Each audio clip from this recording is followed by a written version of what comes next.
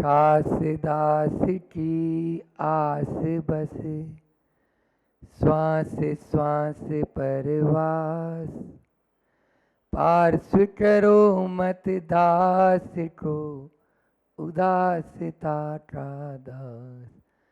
ना तो सुर सुख चाहता, शिव सुख की नाचा, तब तुति सरवर में सदा, होवे मम अवगान।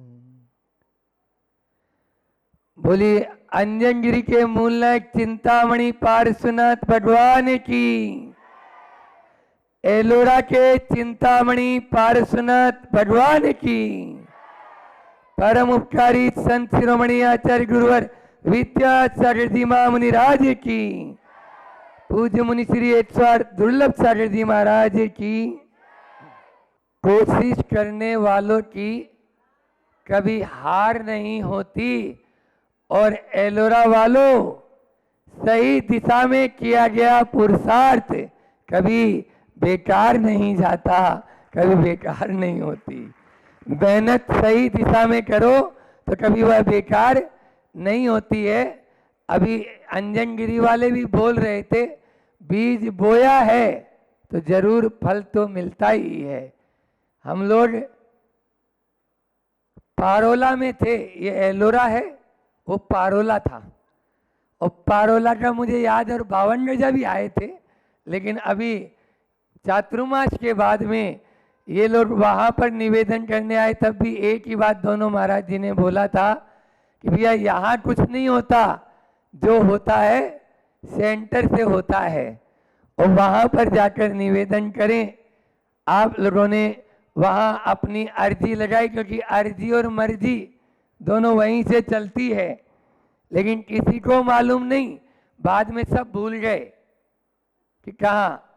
और कहते हैं ना, जैसे चुनाव का माहौल होता है, तो चुनाव में क्या होता है, पहले तो टिकट मिलना मुश्किल, और टिकट मिल जाए तो जीतना मुश्किल। लेकिन इस बार के चातुर्मास का ये एलोरा का रिकॉर्ड है कि एग्जिट पोल के सारे धराशायी हो गए। जितने भी जो भी सेंसेक्स थे वो सब धराशायी हो गए। किसी ने बोला बंबई चातुर्मास होगा, तो किसी ने बोला आपके पूना चातुर्मास होगा, पूना वाले भी बैठे हैं, और किसी ने बोला सूरत हो रहा है, तो किसी ने जलगांव, और अंजनगिरी तो फाइनली था। अभी बोल भी रहे थे कि अंजनगिरी तो लिस्ट में भी चल रहा था, लेकिन न जाने, क्योंकि मैं कहता हूं हमेशा कि जहां हमारी सोच खत्म होती है, वहां से गुरुदेव की सोच शुरू होती है। और एलोरा का दोनों हाथों से आशीर्वाद, यहाँ के जो ब्रह्मचारी जी थे, यहाँ की जो कमेटी थी, वो गई और काफी देर बैठी, चाहे वो हथकरघा वाले हों, चाहे गौशाला वाले हों, और चाहे गुरुकुल वाले हों, समाज के पदाधिकारी भी गुरु जी के चरणों में पहुंचे। और हमें भी बाद में मालूम चला, ये और बता दें, अंजनगिरी वाले पवन जी भी है, क्योंकि उस समय तक हमें भी मालूम नहीं है कि चातुर्मास एलोरा में होना है, लेकिन गुरु की आज्ञा सिरोधार्य होती है। और जैसे ही उन्होंने एलोरा के लिए अपने आशीर्वाद दे दिया, तो हमें भी लगा कि भैया अंजनगिरी भी ए पे था और एलोरा भी ए पर है। वहां भी 12 ज्योतिर्लिंग है, ऐसा सुना है, तो वहां भी एक है ना, त्र्यंबकेश्वर, और वहां से यहाँ भी दक्षिणेश्वर, वो भी एक ज्योतिर्लिंग। तो यह है एक यात्रा, एक ऐसी हो गई, इसलिए अपने आप को ऐसा न समझे। और फिर अंजनगिरी वालों ने इतना तो है, पुरुषार्थ कम नहीं किया था, उन्होंने भी बहुत पुरुषार्थ किया था, और हम लोगों को भी वहाँ साधना के हिसाब से बहुत अनुकूलता थी।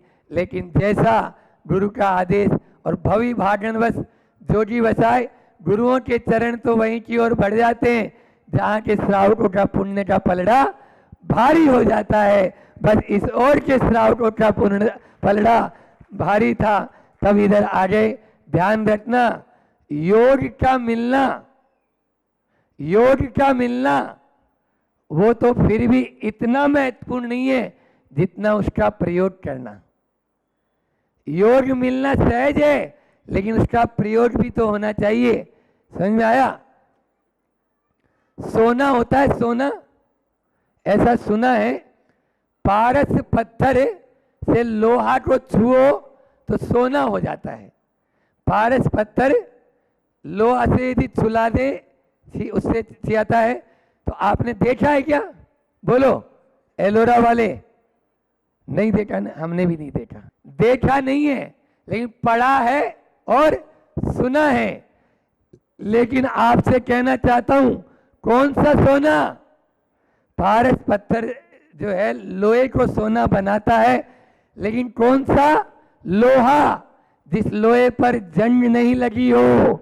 यदि जंग लगी है तो पारस पत्थर से बांध भी देंगे तो भी वह सोना बनने वाला नहीं है। बस आप सभी से यही कहना चाहता हूं कि अपनी अपनी लोहे को देख लेना पहले, है ना, कहीं जंग तो नहीं लगी है। थोड़ा रेत पेपर से साफ कर लेना, फिर छिलाना, फिर कोई दिक्कत नहीं है। वो सोना जरूर सोना बन जाएगा पारस पत्थर से छूने से। और हमारा जैन दर्शन तो गंगवाल जी और आगे की बात कहता है। वो कहता है, जो लोहे को सोना कर दे, जो लोहे को सोना कर दे वो पारस है कच्चा। जो लोहे को सोना कर दे वो पारस है कच्चा, और जो लोहे को पारस कर दे वो पारस है सच्चा। हमारे जैन दर्शन में तो अप्पा सो परमप्पा, वो कहते हैं ना, तेरे 5 हुए कल्याण प्रभु, उसमें आता है जो औरों को अपने समान कर दे, है ना। आए तो हम 2 हैं, यहां से निकलने वाले और हो जाएं तो हमारी दुकानदारी अच्छी मानी जाएगी। समझ में आए? हम तो अपनी दुकान चलाने के लिए आए हैं। हाँ, गुरुजी भी सोचे, एलोरा से 2-4 तो आए हैं भैया, कम से कम प्रतिमाधारी और भिक्षा लेने का निवेदन करने के लिए, ठीक है ना। तो इसलिए अपने आप को आगे, आप लोगों ने मोबाइल देखा होगा, मोबाइल चार्जर में लगाते हो रोज, हर के जेब के अंदर है, चाहे महिला हो चाहे पुरुष। तो मोबाइल को आप चार्जर में तो लगा रहे हो, लेकिन आप लोग क्या करते हो? चार्जर में लगाने के बाद मोबाइल को फिर से देखते हो कि इसमें सिग्नल आया कि नहीं आया, इसकी पिन सही लगी। अपने अपने मोबाइल के चार्जर की पिन को देख लेना। आपने पिन तो लगा दी है, लेकिन वो सही लगी है या नहीं लगी है, अन्यथा पता चले यहाँ से बिजली तो चल रही है लेकिन मोबाइल चार्ज ही नहीं हो रहा है। पहला है योग, दूसरा है प्रयोग, तीसरा है दुरुपयोग और चौथा है अनुपयोग। आप लोगों को अवसर का मिलना ये योग है, और अवसर का मिला हुए अवसर का लाभ उठा लेना ये प्रयोग है, और अवसर को खो देना ये दुरुपयोग है, और केवल अवसर की प्रतीक्षा में हाथ पे हाथ धरकर ही बैठे रहना ये अनुपयोग है। आप अपने आप को देख लेना कि हमें प्रयोग करना है और सदुपयोग करना है, दुरुपयोग और अनुपयोग नहीं करना है। क्योंकि अपन को बीज होता है ना, बीज, अभी आषाढ़ का महीना चल रहा है और आषाढ़ के महीने में किसान ऊपर ही देखता रहता है। आज भी जब प्रवेश हो रहा था तो कम से कम इंद्रों ने आप एलोरा वालों के लिए बधाई तो भेजी थी, और मंद मंद जो वृष्टि कहते हैं वो वृष्टि होती रही, और पहले उसके पहले थोड़ा तेज भी बारिश कर दी ताकि जो पहले का पुराना जो मटेरियल है वो सब धुल जाए और नया बिल्कुल साफ सफाई हो जाए। सफाई होने के बाद ही काम होता है। तुम बीज का मिलना ये योग है, और बीज को वपन कर देना ये उसका प्रयोग है। भगवान महावीर स्वामी के 2 एजेंट आए हैं, आचार्य विद्यासागर जी महाराज की बहुत सारी पॉलिसियां लेकर। आप अपने अपनी कुवत के अनुसार कोई सी भी एक पॉलिसी में अपना बीमा करवा लेना। संत कहते हैं, जिनालय आत्मा का बीमा भवन है और सदगुरु उसके एजेंट।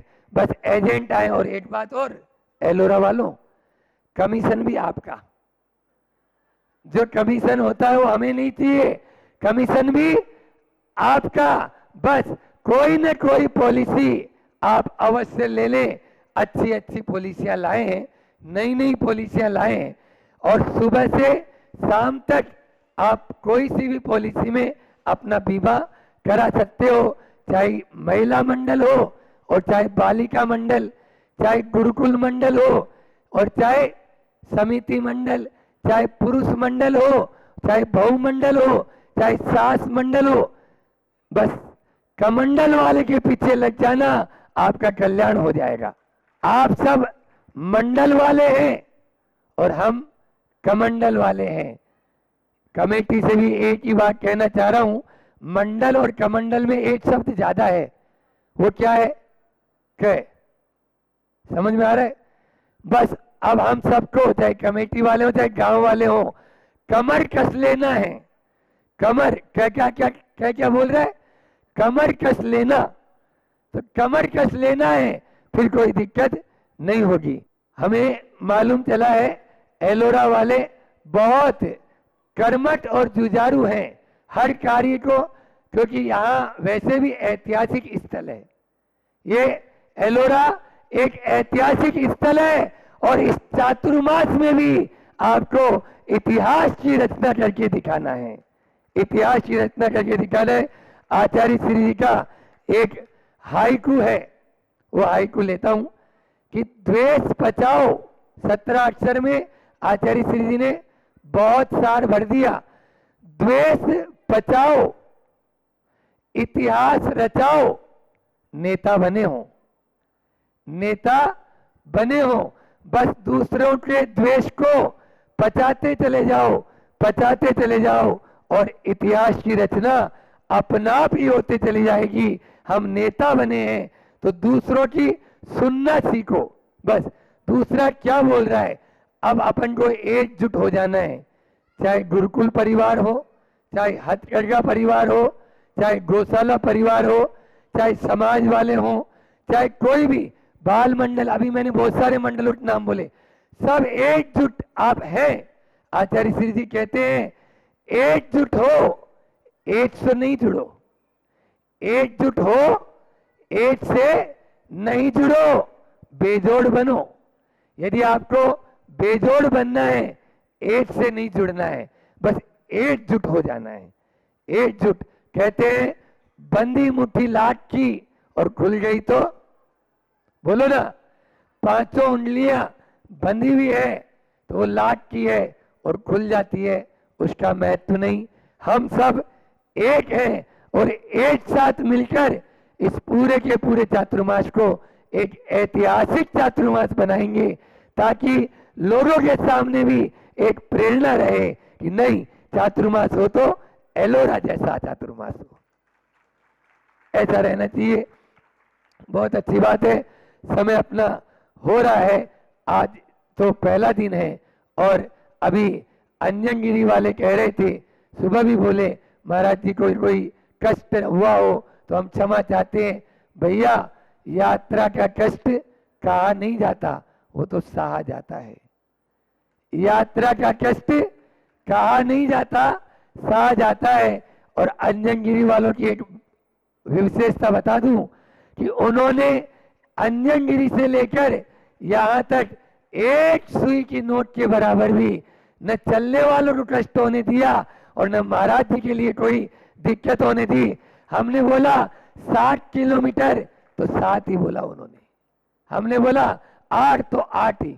इस प्रकार से जितना जितना चलने के लिए बोला, जैसा स्थान उनको बताया वैसा ही उन्होंने बहुत अच्छे अच्छे स्थान आदि देख के दिए। और सबने, क्योंकि रथ एक व्यक्ति से नहीं होता, अनेकों व्यक्ति होते हैं तब यह रथ चल पाता है। और पवन जी स्वाति पाटनी तो उस रथ के ऐसे सारथी थे, आपको बताएं कि 2 महीने अंजनगिरी में रहे और अंजनगिरी में इन्होंने वो कर दिखाया जो चातुर्मास में भी नहीं कर पाते हैं।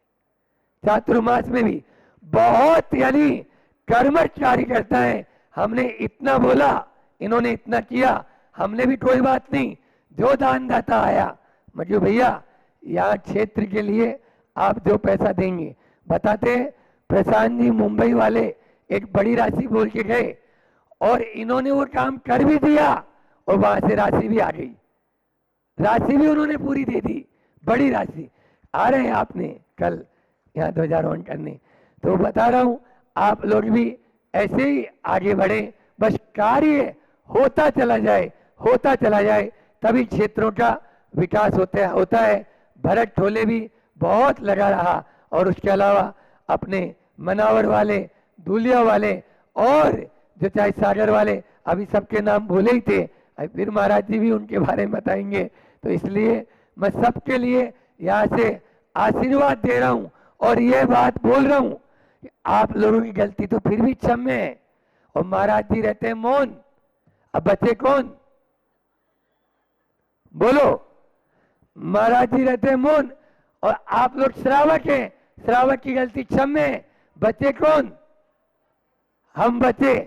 तो कान मरोड़ने में आगे नहीं हुआ तो सीधा सीधा सब जानते हैं हमारे साथ वाले कि अभी चाहिए तो अभी होना, बिल्कुल फास्ट ट्रैक, हर गाड़ी फास्ट ट्रैक पे चलेगी, स्लो ट्रैक साइड हो जा, बाद में आना, अभी नहीं।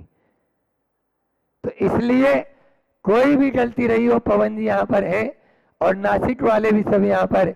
एक और बता दूं, एलोरा का महिला मंडल भी, उसको साधुवाद देना बहुत अच्छा है, एलोरा का महिला मंडल भी प्रतिदिन बिहार में यहाँ से पहुंचा और उधर से नासिक का महिला मंडल, दोनों महिला मंडल एक साथ यूनिटी के साथ में चले और हुआ।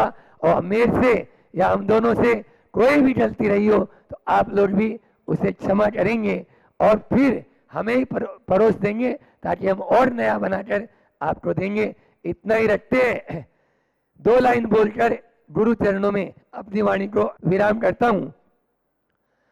एलोरा वालों के लिए भी है और अंजनगिरी वालों के लिए भी है, दोनों के लिए देना है अब, क्योंकि कि जो करता है गुरु की भक्ति, जो करता है गुरु की भक्ति बादलों की तरह, अरे कृपा भी बरसती है उन पर बादलों की तरह, कृपा भी बरसती है उन पर बादलों की तरह।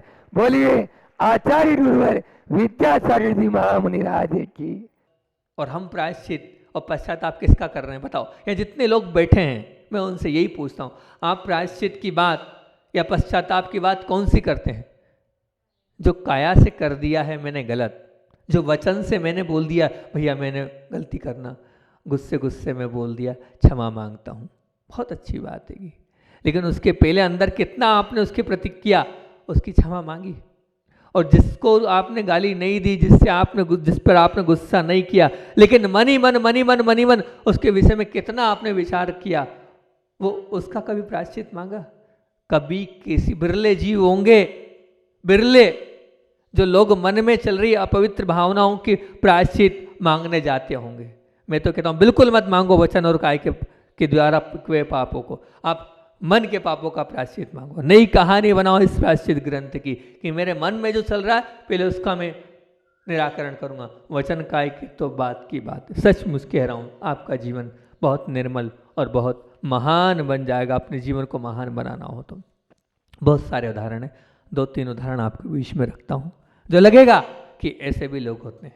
पैर में एकदम भीतर जो धस गया कांटा अंदर चला गया है, किसी को नहीं दिखता वो कांटा, कोई कांटे को देख नहीं पाता कहाँ है, परंतु स्वयं को तो वो वेदना का अनुभव होता ही है, स्वयं को उस कांटे का वेदना का अनुभव होता ही है। इसीलिए वो शीघ्र अतिशीघ्र क्या करता है, उस कांटे को निकालने के लिए वो स्वयं भी परेशान होता है और नहीं निकलता है तो दूसरों के पास जाता है। जब तक वो कांटा नहीं निकलता तब तक चैन से नहीं बैठता, क्योंकि उसका अनुभव तो उसको खुद को हो रहा है कि मेरे पैर में कांटा है। भले दुनिया को नहीं दिख रहा है, पर मुझे भी नहीं दिख रहा है, पर मुझे अनुभव हो रहा है। बस उसी प्रकार जिसके पास हृदय होता है, जिसके पास अंतःकरण होता है, वो पाप से डरता है। भले थोड़ा डरे, लेकिन डरेगा अगर सच्चा हृदय है। और जिसके हृदय में परलोक के प्रति पूर्ण श्रद्धा होती है, परलोक के प्रति मतलब क्या, ये लोक नहीं, अगला जन्म भी है उस अगले जन्म में मेरा क्या होगा, उस अगले जन्म की श्रद्धा होती है। ऐसा शायद किसी कारण से पाप कर भी लेता है, लेकिन वो पाप का जो है मैंने किया है वो स्वीकार भी करता है कि हाँ, इकरार नहीं करता, वो कहता है निश्चित मैंने पाप किया है। क्यों करता है, कारण क्या है, वो क्यों कर रहा है पाप को स्वीकार? क्योंकि उसे लगता है अगला भाव भी है, वहाँ मुझे हिसाब किताब कैसे देना पड़ेगा। भले पाप किसी को पता ना हो, परंतु उस पाप को किए को भले वर्षों बीत गए हों, पाप आज का नहीं है, पाप बहुत पुराना पाप हैगा, आज का पाप नहीं है। बहुत दिन हो गए, महीने हो गए, साल हो गए, किसी को पता नहीं है। मेरे साथ में जितने लोग रह रहे हैं उनको कोई जानकारी नहीं है। बहुत साल भी उस पाप को हो गए हैं, पर पाप जिस स्थान पर वो किया है उस स्थान के साथ भी मेरा कोई संपर्क नहीं बचा, कोई लेना देना नहीं है। मैंने जहाँ पाप किया वो स्थान गया और शायद जीवन में उस स्थान पर कभी नहीं जाऊँ मैं। उस स्थान से मतलब नहीं है, उन लोगों से मतलब नहीं है, किसी को भी मालूम नहीं है, किसी को भी लेना देना नहीं है। लेकिन उसके बाद भी वो कुछ लोग ऐसे होते हैं कि वो बार बार लगता है कि आज से 40 साल पहले पाप किया था, आज से 25 साल पहले पाप किया था, आज से 50 साल पहले मैंने पाप किया था। उस पाप को मुझे धोना चाहिए, उस पाप को मुझे अलग करना चाहिए, उस पाप को मेरे जीवन में नहीं रहना चाहिए। एक क्षेत्र की बात हैगी, सत्य घटना आपके बीच में रख रहा हूँ। एक क्षेत्र की बात हैगी, एक क्षेत्र पर एक सज्जन बता रहे थे, पत्र आया और पत्र में ड्राफ्ट था, पैसे का ड्राफ्ट था, पैसे थे उसमें, बड़ी रकम तो नहीं थी, छोटी ही रकम थी। लेकिन उस पैसे को आप लोग सोचोगे किसी दातार ने भेजे होंगे, किसी ऐसे भाई ने भेजे होंगे, दान की राशि स्वरूप भेजे होंगे, लेकिन उसमें एक पत्र भी था। वो पत्र जो लिखा था वो आपके बीच में पढ़ के सुना रहा हूँ। वो उस जो जिस व्यक्ति ने पत्र लिखा था उन्होंने कहा, साहब मैं आपके इस क्षेत्र पर, तीर्थ क्षेत्र की बात है, इस तीर्थ क्षेत्र पर काम करता था और लगभग 20 साल पूर्व की बात हैगी। और मैं काम करता था, काम तो करता था, परंतु मुझे मेरे घर की परिस्थिति के कारण कुछ पैसों की आवश्यकता लगी। अब कुछ पैसों की आवश्यकता थी और सब तरफ हाथ तेरे पटक लिए, लेकिन मजबूरी थी, कहीं से भी उन पैसों की आवश्यकता नहीं हुई। और उस मजबूरी ने मैंने देखा आपके भंडार गृह में बहुत सारे बर्तन थे। अब वो जो बहुत सारे बर्तन थे, उन बर्तनों में कुछ बर्तन मैंने बेच दिए, और बेचने के बाद बर्तन तो बहुत ज़्यादा पैसे के थे, लेकिन उन बर्तनों में 350 रुपये आए। उन 350 रुपये से मेरी उस वक्त, आज से 20 साल पहले, ये घटना आज से 15 साल पुरानी है, 10-12 साल पुरानी है, मतलब 35 साल पहले, वो 350 की कीमत शायद बहुत ज़्यादा होगी, मैं ऐसा मानता हूँ। बोले 350 रुपये में वो बर्तन बिक गए, और बर्तन बेचने के बाद जो है मेरी आवश्यकता की पूर्ति हो गई।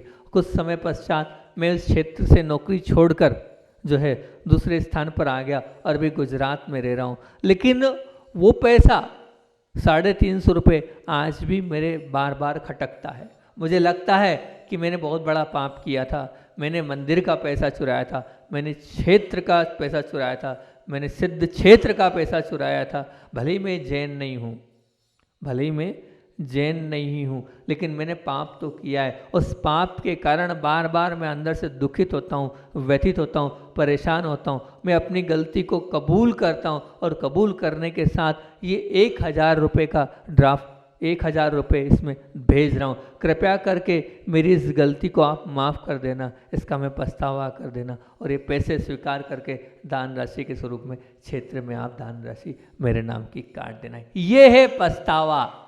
आज से 20 साल पहले मैंने पाप किया है, लेकिन किसी ने नहीं देखा है, उस क्षेत्र से कोई लेना देना नहीं, कोई मतलब नहीं है, लेकिन फिर भी मैंने किया है, मुझे स्वीकार है। किसी ने नहीं देखा है, पर मेरी आत्मा तो उस पाप को जानती है, और उस पाप के लिए उन्होंने वहाँ पर वो पैसे भेज दिए। एक गरीब व्यक्ति अपने पाप को स्वीकार कर रहा है, और आप अपने पापों से पीछा छुड़ा रहे हैं। बताओ कैसी बात है, कैसी विडंबना है। इसलिए पाप किया है, स्वीकार कर लो। किसी ने देखा है उससे मतलब नहीं, उस क्षेत्र से कोई लेना देना नहीं, पर कितने ही साल पुराना पाप हो उसको आप स्वीकार कर लो, बिल्कुल स्वीकार कर लो। एक और बात बोल रहा हूँ, 2-3 उदाहरण आज पाप के ऊपर ही लूँगा। कि मान लीजिए आँख में गिर गया, तिनका, वो तिनका मनुष्य को रुला देता है, परेशान कर देता है। वो आँख में पहुँचा हुआ तिनका, पैर में जैसे भी हाल बताया था ना, घस जाने वाला कांटा, वो भी वो जो है आपको त्रस्त कर देगा, ये मान के चलना। और आप खूब पुरुषार्थ कर रहे हो, आपने पूरी ताकत लगा दी, उसके बावजूद भी आप अगर व्यापार में सफल नहीं हो पा रहे हो तो बड़े पीड़ित होते हो, बड़े दुखित होते हो। आप बहुत अच्छे से जो जो वैद्य जी ने बोला वो सब औषध भी ले रहे हो, उनने जो जो पथ्य का बोला उस पथ्य का भी पालन कर रहे हो, उनने जो कुपथ्य बोले वो भी आप पालन कर रहे हो। उसके बाद भी अगर आप स्वस्थ नहीं होते हो तब क्या होता है, आत्मा कल्प जाती है। इतना करने के बाद भी, सब कुछ धन भी दे रहा हूँ, समय भी दे रहा हूँ, उसके बाद भी मैं क्या है, मैं ठीक नहीं हो पा रहा हूँ, बहुत दुखित हो जाते हो। अब मान लीजिए कोई स्वजन का वियोग हो गया या कोई विरोध कर रहा है, तब भी क्या होता है, आंसू टपक जाते हैं, आंसू गिर जाते हैं कि भैया इतना करने के बाद मेरा ही अपना मेरे साथ दगा कर रहा है, मेरे साथ गला कर रहा है, मेरा विरोध कर रहा है, तब भी आंसू टपक जाते हैं। परंतु ध्यान रखना, ये आंसू की कोई महत्व नहीं है, इन आंसू का कोई कीमत नहीं है।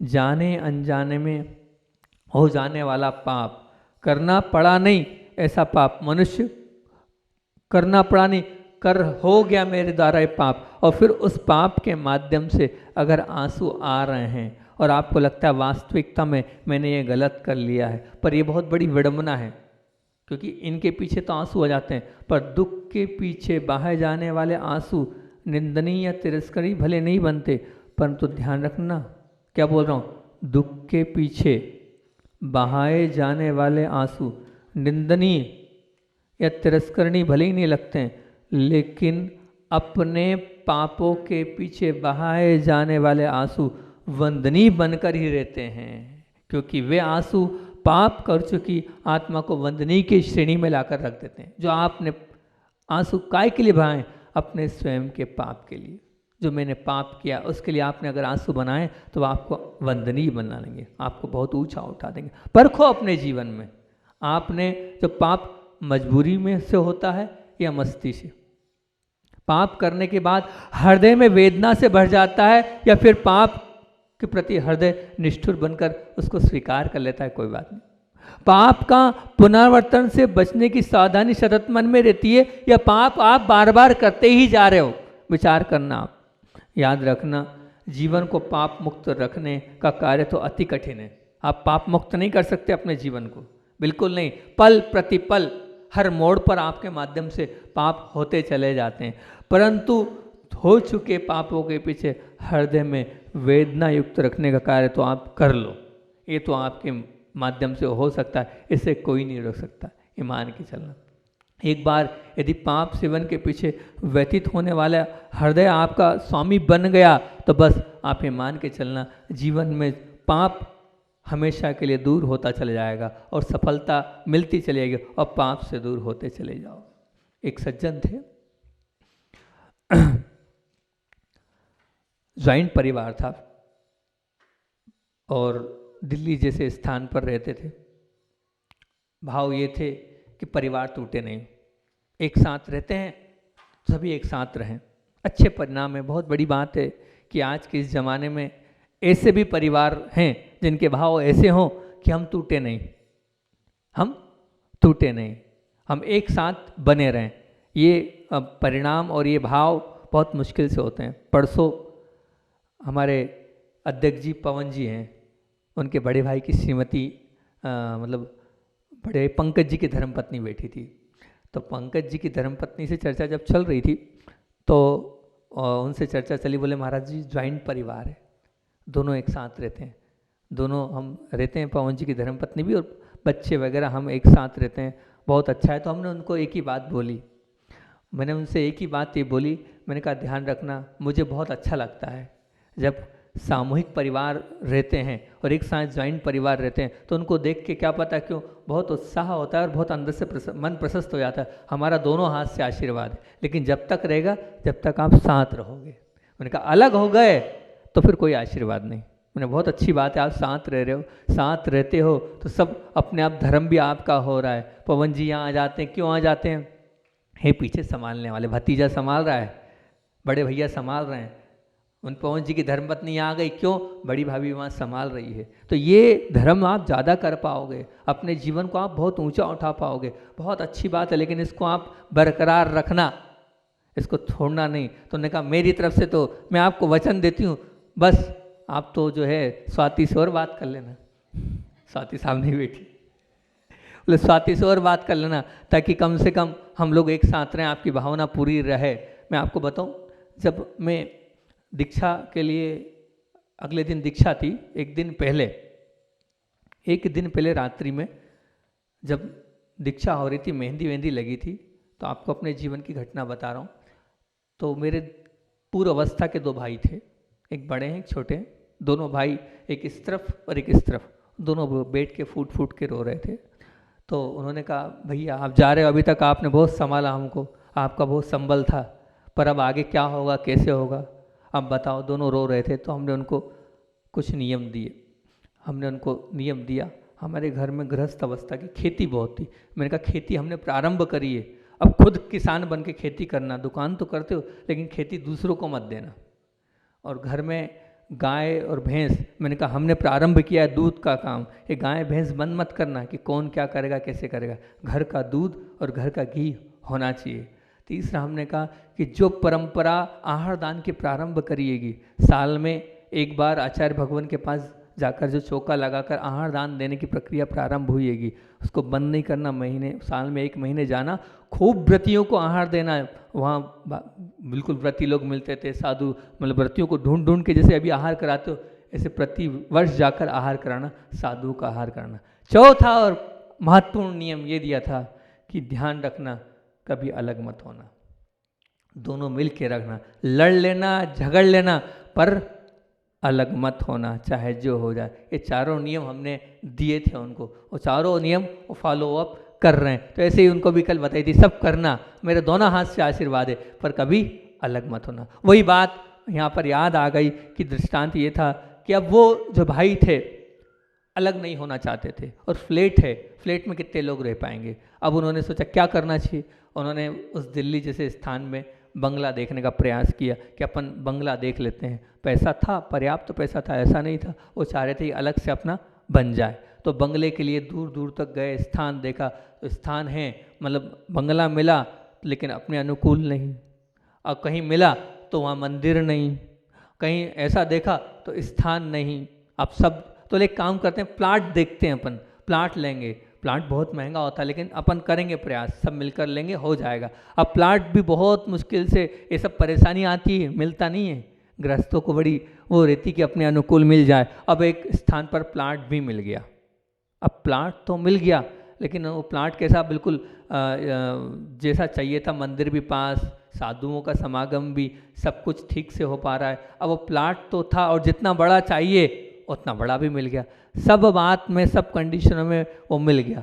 लेकिन एक उसमें परेशानी थी, उसके बीचों बीच में एक बहुत बड़ा वृक्ष था। अब वो जो बहुत बड़ा वृक्ष था, उस वृक्ष को बिना काटे मकान बन ही नहीं सकता है, बंगला बन ही नहीं सकता है। अब क्या किया जाए, तो अब ना चाह कर भी उस वृक्ष को क्या किया, काटा, अलग किया। लेकिन जब वृक्ष कटा, वृक्ष कटने के बाद वो वृक्ष तो अलग हुआ लेकिन उनका मन व्यथित हो गया, ये क्या हो रहा है, ये क्या हो रहा है। और इतना पश्चाताप, उस वृक्ष को तो मैंने काट दिया, उस वृक्ष को तो मैंने अलग कर दिया, अलग करने के बाद पश्चाताप देखो कैसा होता है। वृक्ष तो कटा, रोते रोते उस वृक्ष को भी काटना जरूरी था, लेकिन उन्होंने उस वृक्ष के प्रायश्चित में जहाँ जहाँ जिस जिस क्षेत्र पर गए हर जगह वृक्ष लगाए, और प्रतिदिन वो जहाँ ऐसा लगता है वहाँ खुद जाते और उन वृक्षों को पानी देते हैं, और जहाँ जहाँ वृक्षारोपण होता है उसके लिए दान राशि देते हैं, और हर साधु के पास पहुँचते हैं और उसका प्रायश्चित लेते हैं कि मैंने एक बहुत बड़ा वृक्ष काट दिया। कारण ये है कि मैं और मेरा परिवार तो बहुत छोटा था, लेकिन उस वृक्ष पर कितने सैकड़ों पशु पक्षी वहाँ पर उसका आश्रय से रहते थे। हम तो 10-15 लोग अपने बंगले में रहते हैं, लेकिन सैकड़े लोगों का आवास स्थल मैंने समाप्त कर दिया। मैं आज भी उस पश्चाताप से, और वो जब बात करते हैं उनके आंख से आंसू आ जाते हैं कि मैंने एक वृक्ष को इस प्रकार से धराशायी किया था अपने रहने के लिए। कितना मैं स्वार्थी हूँ, कितना मैं दूसरों के प्रति मेरे अंदर थोड़े भी भाव नहीं थे, उस वृक्ष को मैंने अलग कर दिया। है ऐसा पश्चाताप, है ऐसा अंदर से आपके पश्चाताप? अगर ऐसा पश्चाताप आपके अंदर है तो मान के चलना आप धर्मात्मा है। जगह जगह जाकर वो वृक्ष लगा रहे हैं, जगह जगह जाकर वो पानी दे रहे हैं, और जगह जगह साधुओं के पास जाकर ये बता रहे हैं कि मैंने एक बहुत बड़ा वृक्ष काट दिया है। आप तो कितने वृक्ष पाँव के नीचे दबाते हुए आ रहे हैं। सोचो आप कितने, आप एक इंद्रिय, वो भी एक इंद्रिय, वो भी तो जीव है, पर आप हिंसा कर रहे हैं। ये कहलाता है पश्चाताप। ऊपरी ऊपरी नहीं, अंदर से पश्चाताप होना चाहिए, तब वो पश्चाताप कहलाएगा। एक और दृष्टांत है, वो कोई समय हो गया, उसको अपन उस दृष्टांत को कल ले लेंगे। आचार्य भगवान की बात आपके बीच में रखना है। फिरोजाबाद चतुर्मास में बहुत सारे संस्मरण आचार्य भगवान के थे, और उन संस्मरण में मतलब वो सुनाते थे, तो एक उन्होंने सुनाया, बहुत अच्छा सुनाया, वो आपके बीच में रखता हूँ। आचार्य भगवान प्रवचन कर रहे थे, और प्रवचन में कहा कि बोले एक अरब देश से, अरब कंट्री से एक व्यक्ति आया, और वो व्यक्ति आने के बाद वो नहाने गया तो वहाँ पर नल चालू किया और नल से पानी आया। वो बड़ा खुश, अरे हमारे देश में तो पानी ही नहीं है और यहाँ तो है कि खोलो और पानी। वो बड़ा खुश हुआ। उसने वहाँ के कर्मचारी को बुलाया, बोले आपके देश में बहुत अच्छी परंपरा है, ऐसा खोलो और पानी, ये कितने का मिलता है? तो वो मुस्कुराया, बोले 1000 का। बोले 12 ले आना। कितने ले आना? 12 ले आना। 12 जो है उसने नल की टोटी पैक कर, इसने कहा मजे हो गए आज तो, अच्छा बेवकूफ़ आदमी मिलाएगा। 12 दे दिए। देने के बाद वो वहाँ गया और टोटी खोले अरब में जाकर, तो कोई पानी निकलेगा क्या? बताओ निकलेगा क्या? उसने फ़ोन किया तुरंत, किसको? उस मैनेजर को। बोले आपके कर्मचारी ने ऐसा किया। तो बोले भैया पानी टंकी में होता है, पानी टंकी में होता है, वो टोटी तो उससे आती हैगी, उसमें पानी थोड़ी होता हैगा।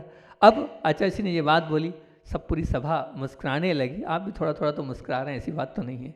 और आचार्य श्री ने क्या बोला, इसके पीछे क्या मैसेज दिया? आचार्य श्री जी ने बोला आप उस पर हंस रहे हो, अपने आप पर भी हंसो। क्यों? बोले आत्मा जो होती है ना, वो सुख की क्या होती है? टंकी है। वो सुख की टंकी है, और ये जो इंद्रियां हैं वो क्या है? ये टोटी है, इसके माध्यम से, शरीर के माध्यम से वो टोटी इससे निकल रहा है। आत्मा का सच्चा सुख कहाँ है? वो टंकी आत्मा में। आपका ध्यान आत्मा की तरफ नहीं है, आपका ध्यान टोटी की तरफ है, आपका ध्यान इंद्रियों की तरफ है, आपका ध्यान शरीर की तरफ है। यहाँ से हटा लो और टंकी की तरफ ध्यान दे लो, तो बहुत अच्छी बात है कि वो सुख आपके जीवन में हमेशा बनता रहे। बोलिए आचार्य भगवान विद्यासागर जी महामुनि राज की।